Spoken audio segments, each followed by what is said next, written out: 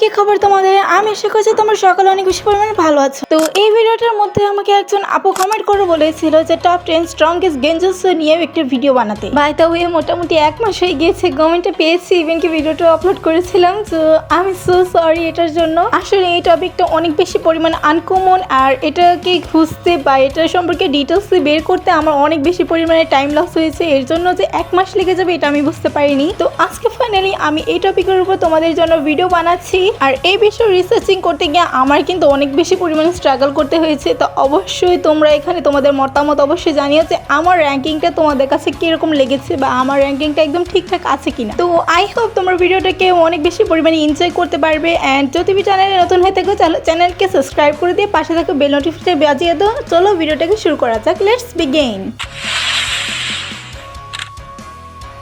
Number 10 পজিশনে আছে টি blinding death গেঞ্জুৎসুটি। তো এই গেঞ্জুৎসুর ইউজার হিসাবে রয়েছে একমাত্র আমাদের কুরোনা ইউহি। এই গেঞ্জুৎসুর নামের সাথে এর প্রভাবটা অনেক বেশি পরিমাণে সিমিলারিটি রয়েছে। এই গেঞ্জুৎসুটি যার উপর কাস্ট করা হবে সে একটি ডিবাইন্ডিং ট্রিয়ের মধ্যে আটকা পড়ে যাবে, মানে এরকমটা মনে হবে যে গাছটা তাকে আটকে ধরে রেখেছে। আর এই গেঞ্জুৎসুটিকে ফার্স্ট টাইম কুরোনাই ইতাচির উপর ইউজ করেছিল, যেটা আসলে দেখতে অনেক বেশি পরিমাণে ফানি ছিল যে গেয়ার্ড অফ গেঞ্জুৎসুর উপরে এটা ইউজ করেছে। আবার যদিও তখন আমরা ইতাচিকে তেমন একটা ভালোভাবে চিনতাম না যে ইতাচি কি লেভেলের পাওয়ারফুল, বাট এর মানে এই না যে এই গেঞ্জুৎসুটা অনেক বেশি পরিমাণে উইক। ইতাচি বা যদি অন্য কারোর উপর ইউজ করা হতো তাহলে অবশ্যই এটি হয়তো কোনো না কোনো কার্যকরী হতো। এর জন্য এটি টপ 10 লিস্টের মধ্যে সবার নিচের পজিশনে রয়েছে।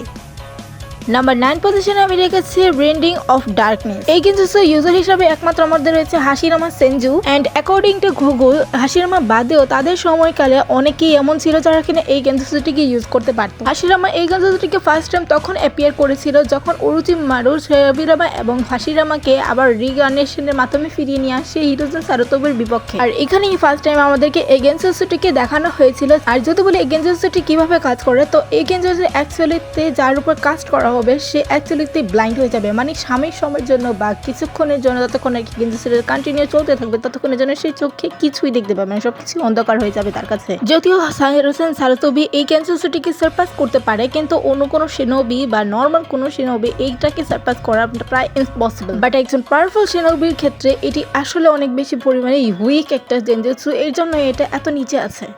তো নাম্বার 8 পজিশনে আমি রেখেছি শারিনগান গেঞ্জুৎসু। দেখো শারিনগান হচ্ছে গিয়ে নারুতো সিরিজের one of the most powerful dojutsu. আর একজন উচিয়ার কাছে একটি গেঞ্জুৎসু ব্যবহার করে এটা তো কোনো ব্যাপারই না, বিকজ অফ শারিনগান যার কাছে আছে তার কাছে গেঞ্জুৎসু মানে তো কিছুই না। আর আই থিঙ্ক এটা বলার প্রয়োজন হবে না যে আই কন্টেক্ট গেঞ্জুৎসু কিন্তু অনেক বেশি পরিমাণে ডেঞ্জারাস হয়ে থাকে, মানে তখন যে তোমাকে গেঞ্জুৎসুর ভিতরে ঢুকিয়ে দিবে তুমি তা টেরও পাবে না।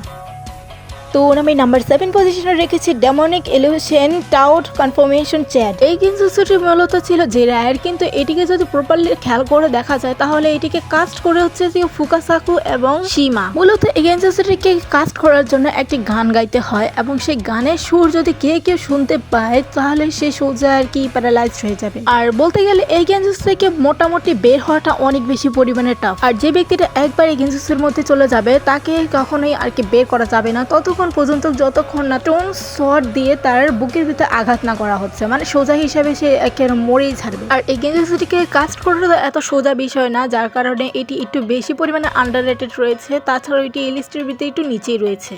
নাম্বার 6 পজিশনে রয়েছে চিবাকু টেনসাই কন্ট্রোল। এই গেঞ্জুৎসুর ইউজার হিসেবে রয়েছে আমাদের সাসকে উচিহা, যে কিনা এইটাকে দিয়ে পুরো টেল বিস্টকে কন্ট্রোল করেছিল। আর বলতে গেলে এটি রেনেগান ছাড়া কখনোই কাস্ট করা যাবে না, কিন্তু সাসকে যেভাবে এটাকে দিয়ে 9 টেলস গুলোকে একেবারে সিল করে দিয়েছিল, মানে পুরোপুরিভাবে প্যারালাইজ টাইপের বা কন্ট্রোল করে রেখে দিয়েছিল, ওইটা লিটারালি অসাম এন্ড আনএক্সপেক্টেড ছিল। আর তাছাড়া এই গেঞ্জুৎসুটি মানসিক এবং শারীরিক দুইটি ভাবে এরকম খুব ভালো পরিমাণে প্রভাব ফেলে, যার কারণে এই লিস্টের ভিতরে 6 পজিশনে রয়েছে।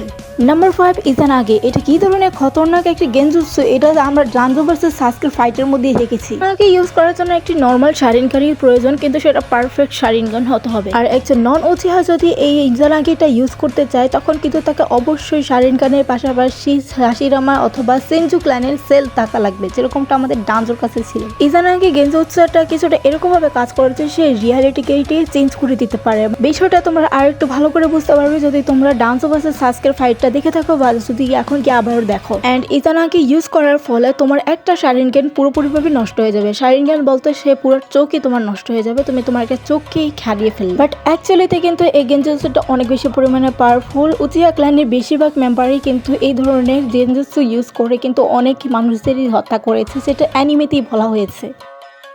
দেন আমি নাম্বার 4 পজিশনে রেখেছি ইজানামিকে। দেখো ইজানামি এবং ইজানাগি দুটার কনসেপ্ট একই, মানে শর্তগুলো একই, কিন্তু এটার কাজ কারবার মানে এটা যে কিভাবে কাজ করে বা কিভাবে গেঞ্জুৎসুটা অ্যাক্টিভেট হয় এই জিনিসটা কিন্তু একেবারে ডিফারেন্ট। ইজানাগি তোমাকে কিছুটা সাময়িক সময়ের জন্য একটা গেঞ্জুৎসুর মধ্যে রেখে দিবে, অ্যান্ড যখনই সেটার পাওয়ার শেষ হয়ে যাবে মানে ইজানাগি শেষ হয়ে যাবে তখনই তুমি সেই গেঞ্জুৎসু থেকে বেরিয়ে আসতে পারবে, বা ওই মানুষটিকে মেরে ফেললেই তুমি গেঞ্জুৎসু থেকে বেরিয়ে আসতে পারবে। বাট ইজানামির ক্ষেত্রে জিনিসটা কিছুটা ভিন্ন। ইজানামির মধ্যে একদম রিয়েলিস্টিক কেই একদম রেকর্ডিং এর মতো বারবার করে দেখানো হয়। ইজানামি অ্যাক্টিভেট করার জন্য কিছুটা সাময়িক সময় নেয়। ইজানাগি অ্যাক্টিভেট করার আধ মুহূর্ত থেকে একদম অ্যাক্টিভেট হয়ে যাওয়া পর্যন্ত একটা ছোট্ট রেকর্ডিং চলতে থাকে, মানে জিনিসপত্রগুলো অ্যানালাইজ করতে থাকে। ঘটনাগুলো যখন অ্যানালাইজ করা হয়ে যায় বা রেকর্ডিং করা হয়ে যায় তখন ইজানাগিটা অ্যাক্টিভেট হয়ে যায় এবং সেটা কাস্ট হয়ে যায়। অ্যান্ড ইজানামিটা যার উপর কাজ করা হয়েছে সেই ব্যক্তি বারবার খালি একই সিন দেখতে থাকবে, মানে যেরকম একটা টেপ রেকর্ডার বারবার ঘুরে ঘুরে ঘুরে ঘুরে একই জিনিস দেখাচ্ছে, সামথিং লাইক দিস। আমরা যেরকম একটা ভিডিও করে রাখি পরবর্তীতে আমরা ভিডিও বারবার খালি দেখতেই থাকি, এরকমটা আর কি। কিন্তু এটা কখনো ততক্ষণ না শেষ হবে যতক্ষণ না সেই ব্যক্তিটা হার মেনে নিচ্ছে। জাস্ট লাইক ইতাচি এবং কাবুতোর মধ্যে যে ফাইটটা হয়েছিল সেখানে যখন ইতাচি ইজানামি ইউজ করে তখন কিন্তু কাবুতো একটা রেকর্ডিং এ গেঞ্জুৎসুর মধ্যে কিন্তু আটকা পড়ে যায়, আর সে ততক্ষণ পর্যন্ত সে গেঞ্জুৎসুর মধ্যে আটকা পড়েছিল যতক্ষণ না সে গিভ আপ করছে। মানে অনেকে বলে না তারা নারুতোর মতো নেভার গিভ আপ টাইপের হতে চায়, অ্যান্ড এদের মতো মানুষদের উপর যদি গেঞ্জুৎসু মানে এটা যদি চালানো হয় একবার সিরিয়াসলি ওর জীবনে মনে হয় এটাতে বের হতে পারবে না। অ্যান্ড এখানে আমি আমার একটা পার্সোনাল কথা বলছি যেটাকে চাইলে তোমরা স্কিপও করে দিতে পারো বা শুনতে পারো। মানে মাঝে মাঝে এরকমটা মনে হয় যেন এই সিচুয়েশনটা হয়তো এর আগেও একবার হয়েছে, সেটা কিনা ফার্স্ট টাইম হচ্ছে আমার সাথে। জাস্ট লাইক আমি হয়তো পড়তে বসেছি অ্যান্ড আমার টিচার আমার সামনেই আছে, এখন এরকম একটা সিচুয়েশন ঘটলো যেটা আমার কাছে রিয়েলাইজ হচ্ছে, মানে মনে হচ্ছে যেন এটা আগেও ঘটেছে। মানে এখন আমার মনে হচ্ছে আমি হয়তো তখন ইজানামিতে চলে যেতাম বা আমাকে কেউ ইজানামি গেঞ্জুৎসুর মধ্যে মানে কেউ আটকা করে রেখেছে। বাই দ্য ওয়ে তোমাদের সাথে এরকমটা হয় কিনা সেটাও তোমরা কমেন্টে জানাতে পারো।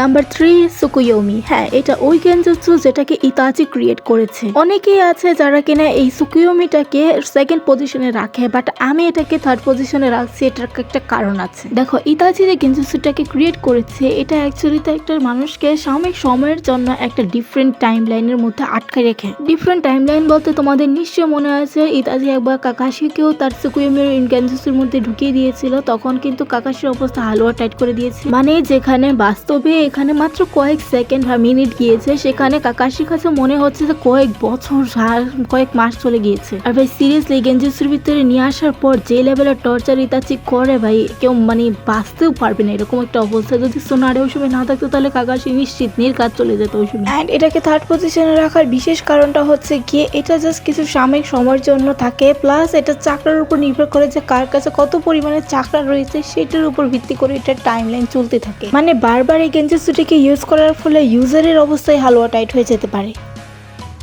ওকে, দেন আমি সেকেন্ড পজিশনে রেখেছি কোটো আমাৎসুকামি। ইয়েস, এটি সেই গেঞ্জুৎসু যেটাকে শিসুই উচিহা তৈরি করেছে। গাইস, আমি ইন্টারনেট বা চ্যাটজিপিটি এটার ভিতরে সার্চিং করে অনেক দেখেছি যে এটাকে অনেকেই থাকে যে কিনা থার্ড পজিশনে রাখে, বাট আমি এটাকে সেকেন্ড পজিশনে রাখছি। ওয়েল, এটির জন্য আর কি আমার কাছে বেশ কিছু রিজন আছে। প্রথমত হচ্ছে কি এটির জন্য কোনো আই কন্ট্যাক্ট প্রয়োজন হয় না। মানে নর্মালি একটা গেঞ্জুৎসু ইউজ করার জন্য যখন একটা আই কন্ট্যাক্টের প্রয়োজন হয়, কিন্তু এই গেঞ্জুৎসু ইউজ করার জন্য কোনো আই কন্ট্যাক্টের প্রয়োজনই হয় না। অ্যান্ড সেকেন্ডলি যার উপরে এই গেঞ্জুৎসুটিকে কাস্ট করা হবে সে অ্যাকচুয়ালি তো কখনো টেরই পাবে না সে কোনো একটা গেঞ্জুৎসুর ভিতরে রয়েছে। অ্যান্ড এই গেঞ্জুৎসুটা অন্যান্য গেঞ্জুৎসুর মতো তাদের মাইন্ডের উপর গিয়ে হামলা করে না, সোজা তার ভিতরে যে হৃদয়টা থাকে সেটার উপর হামলা করেছে, বোঝায় যে সে যে কাজটা করছে বা যেটা করছে সেটা তার নিজ ইচ্ছাতেই করছে। আর এর জন্য এটা বোঝা অনেক বেশি পরিমাণে কঠিন যে সে যে কাজটা করছে সেটাকে আসলে সে নিজ ইচ্ছায় করছে, কেননা তার কাছে তো মনে হচ্ছে সে এটা নিজ ইচ্ছাতেই করছে, কিন্তু অ্যাকচুয়ালি যে সে গেঞ্জুৎসুতে সেটা টেরই পাবে না। আর এই গেঞ্জুৎসুর প্রভাবটা প্রভাবটা এরকম ভাবে পড়বে যার কারণে আর কি মানে সেই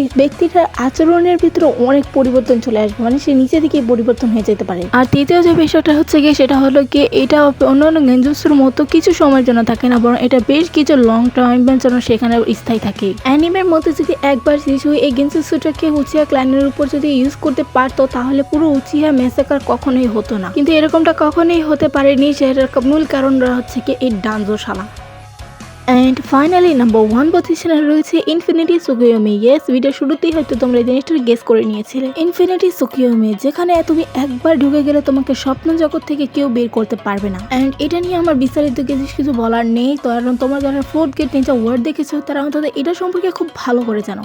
তো যাই হোক, আজকের ভিডিও এই পর্যন্ত কি ছিল। ভিডিওটা যদি ভালো লেগে থাকে অ্যান্ড তোমাদের কাছে র্যাঙ্কিং যদি এগ্রি হয়ে থাকো তাহলে অবশ্যই কমেন্টে এসে ইয়েস লিখেছি। এমনই অসম কন্টেন্ট নিয়ে ভিডিও পেতে চাইলে এখনই সাবস্ক্রাইব করে দাও। দেখা হচ্ছে নতুন কোনো একটি ভিডিওতে, তাদের জন্য আল্লাহ হাফেজ।